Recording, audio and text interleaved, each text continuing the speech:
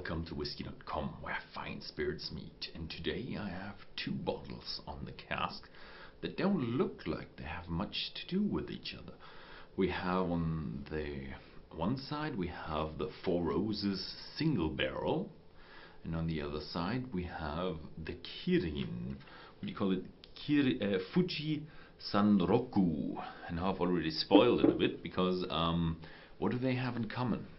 They're both from the Kirin company. So Kirin is a very big company with a lot of beverages and drinks. So it's a drinks and beverages company, like let's say Coca-Cola.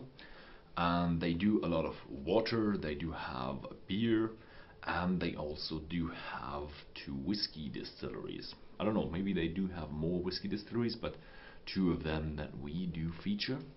And it's the Fuji Gotemba distillery and the Four Roses distillery. So today I want to talk about the Fuji Gotemba distillery. I'm actually not going to try the whiskey. If you're interested in the whiskey, you have to wait for the next video, because today it's all about distillery. And I'll visit the distillery on my tour through Japan, but the problem was that with this distillery that you were not allowed to film, you were only allowed to take pictures. So today is gonna be a slideshow.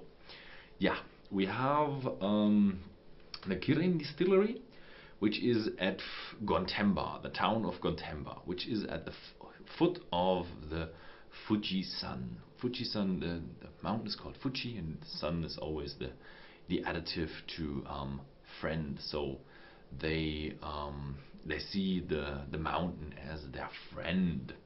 And the distillery is kind of a hidden giant. The bottles are not available so much on the international market. The German market, for example, there it's just not their target group, so they don't do any advertisement there. It's very small, so we didn't even know that there was this whiskey there before, and that it's that big, because it's pretty big in Japan. So what is this distillery? Is it just a small distillery hidden in the mountains, like let's say Shishibu? No, it's actually quite big of a distillery. You have big buildings, you have tall buildings with grain distilleries with column stills in them, but also the pot stills. So they do make single malt and they do make grain whiskey. So actually their main product this whiskey year is a blend between only their products, and they blend together the different grain spirits and the different grain whiskies and the different grain malt whiskies. So it's a very nice town. It's a what do you call it? A region where you go for holidays. All the people that want to see Mount Fuji go to Gotemba, and there's a lot of tourism there, and it's crowded. It's crowded. So that's on top of one of their buildings. So at the very top, where you have the top of the column still, and then you can go outside and have a very great view. And that actually brings us to the start of the production, and that is the ingredients. So when you look on the other side here, you have the entrance to the visitor center, and they can take tours and stuff. On the other side you have the big Fuji-san. The Fuji-san is looks like one mountain, but it actually is two mountains on top of each other. So you have the new Fuji, which is on top of the old Fuji. And when it rains on the Fuji, then the new Fuji is kind of porous, and it lets the water through. It lets some water go down and some water goes through, and hits the old Fuji, which is more compact, and then it runs down the old Fuji and comes down to the distillery. And when you say run down, it's not like a river that just runs underground, but it actually just goes through the porous holes very, very slowly. So when it rains on the Fuji, it takes 50 years to reach the distillery. So the distillery has water that is 50 years old, and it's very soft water, very well filtered water, and it's perfect for the whiskey production. And their well is actually 100 meters deep. Yeah, so much for that. And then we go ahead and talk about the ingredients, because the distillery does not just do malted barley for single malt whiskey, but they also have normal grain, they have corn, they have rye, and they do have malted barley. So here we see the cooker for the grain, where because the grain needs a higher temperature. And I've asked the distillery, and they do cook at normal pressure, so they don't do overpressure cooking where you do more pressure and then you can heat higher without everything turning into vapor. So they do cook with normal pressure, so they use 100 degrees centigrade or lower. And the other thing that we have is the mash tun, and the mash tun is for the malted barley, just like a normal mash tun like we know from the Scotch distilleries. And they have an 8-ton mash tun, which is comparatively, for what they have on output, comparatively small. So after the mashing and the cooking, we have to go for fermentation. And here we have some influence of the Four Roses distillery and all the other parts of the company, because they also do beer. The Kirin beer is also famous beer in Japan. So they have very much knowledge about malts and about yeast. And the Four Roses distillery, they have I think they have 2 mash bills and 5 yeasts, so they do have a lot of knowledge about yeasts. And the yeasts are very important for creating the first character of the whiskey. First you have the malt, which is just malt, and when you add the yeast and you create a character, you can have a yeast that's a bit more fruity, a yeast that's a bit more spicy. And they do have 2 different yeasts for their malt and 2 different yeasts for their grain. So they're looking a bit more into a diverse range to then later have more stuff to pick from to create more interesting whiskies. So this is one of their stills, and this is one of their pot stills. That's actually pretty nice because you can actually walk around the pot still, because this is an enclosed area and you have the windows on the side, so you can look into the production area. The stills, the wash stills, are 24,000 liters in capacity, and the spirit still has a capacity of 12,000 liters. And if you look at it, they do have a reflux bowl, so they're looking for a more contact with the spirits, so the copper gets more in contact with the spirits to get reaction going on inside the spirits, and then you can get rid of some of the unwanted flavors and get a bit of a milder flavor. If you have a very pear-shaped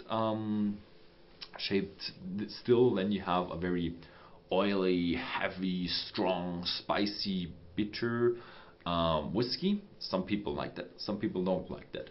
Here you want to have a bit of a reflux going on and a bit of a more contact with the copper, so you get a bit of a softer, a milder flavor.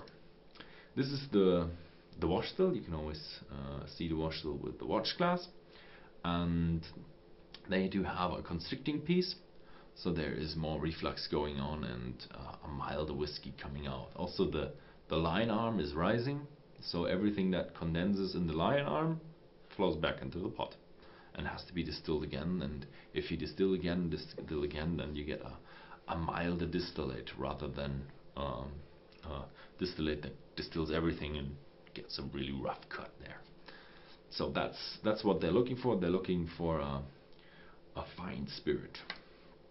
Unfortunately, they want to keep the whiskey making a bit, the romantic side of the whiskey making a bit more alive. So I wasn't allowed to picture all the big column stills and show all like, oh yeah, that's a big industrial plant.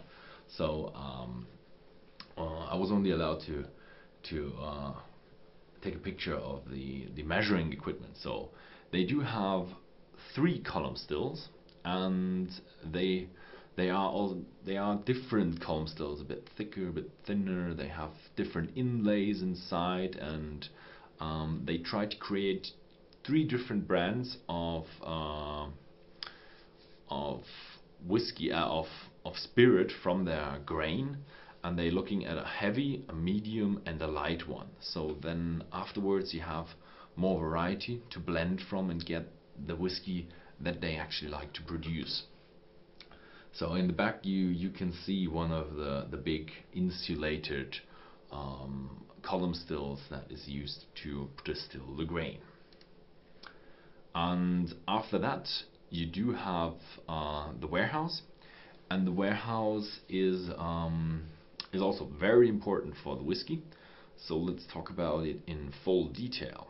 The first thing that is very important for the warehouse is the temperature, and in particular the temperature differences between the season. While in Scotland you don't have much difference between the seasons. It's the winter, due to the ocean, is pretty warm, and due to the ocean the summer is pretty cold, so you don't have that much difference in Scotland. In America you are in the continental climate of, let's say, Kentucky. There you have cold winters and hot summers, so the barrels breathe a lot. Here you have kind of a medium climate. You have 5 degrees centigrade in the winter in the warehouse, which is about 41 degrees Fahrenheit, and in the summer you have 20 degrees Celsius in the warehouse, which is about 68 degrees Fahrenheit, and outside you do get about 30 degrees centigrade, which is about 86 degrees Fahrenheit, which is pretty hot, but they manage to keep some of the heat outside. So yeah, that's the maturation. So the maturation is neither a very fast maturation that we know from bourbon, nor a very slow maturation that we know from the Scots. So it's kind of a middle ground there. And they do use a lot of the ASB, so the American Standard barrels. So they take here, they are all American Standard barrels, and if you see the next picture, it's all American Standard barrels, and they have all been used in the bourbon process before. So they're looking a bit at other casks, and but their main focus is on bourbon barrels. So most of them, of course, from Four Roses, as is a sister company. And then you have the question, okay, the Americans, when they have their barrels in their warehouses, they have when they have the evaporation in the very top of the warehouse, the alcohol percentage rises. So because it's so hot, and at the very bottom they have kind of dropping alcohol, and here they say it's about stagnation. So they, at the bottom they probably lose something, at the top they probably gain some alcohol percentages. Overall you always lose, but the percentage wise, they at the bottom they probably lose a bit, and at the top they gain a bit, but overall it's about stagnation. The Scottish, they lose a lot, so percentage wise the Scottish lose the strength of their whiskey, so they have stagnation of ABVs in here. And what is also very interesting is the filling strength of the barrel. There are two philosophies. You can either say I fill it with a high strength to have an intense whiskey in there, and the Scottish have to do that because they lose the strength in whiskey. So when they want to have a very old whiskey, you have to start with a high strength. Otherwise you end up with a whiskey under 40%, and then it's not whiskey. So but the other thing is like the philosophy that, let's say, Turkey is used here. The people at the Kirin Distillery really want to have a low percentage of ABV, lowest possible, so that you don't add water after the maturation but before the maturation, so that you have the water and the spirit mature inside the cask and get the flavors. Otherwise you have to dilute it afterwards to get the drinking strength, and then you just have a diluted product. That way you have a product which has been diluted before, and then everything has been matured in the cask, so you get a really flavorsome whiskey inside your bottle. And that's what they do, and they do barrel at the strength of 58% ABV, which is 100 proof, so it's very, very low. I think in America you're not even allowed to do that and call it whiskey in the end. So that's what they have, the philosophy. They have the philosophy of running their water through the casks and not diluting afterwards. And what I also found out that they do have talked a lot with their American counterparts, because they have kind of American technology and going for moving the casks and storing the casks. It's a racked warehouse with a typical racked shape that you see in America, and you have these pulley systems that always keep pushing these casks, and when they finally reach the destination they have forklifts and all that kind of stuff. So you see equipment that is probably from America. So in the end, if you ever come to Tokyo or especially the Gotemba regions, then you should have a look at the Kirin Distillery, because it's a very nice place, and you do get the whole range of whiskies there, and you can try all the stuff. For example, you have the black one, which is I think it was a master blender's choice, and you have little testing packages where you get their raw material from the cask, and then you can do your own blending and say, that's how I would do my blender's choice. So yeah, unfortunately no video today, but I hope you liked the slideshow. And yeah, thank you very much for watching. If you found this video interesting, and if you have a friend who might also be interested in Japanese whiskey, then please feel free to share this video with a friend, and tune in next time, because next time I will try the Kirin whiskey, the Fuji Gotemba whiskey.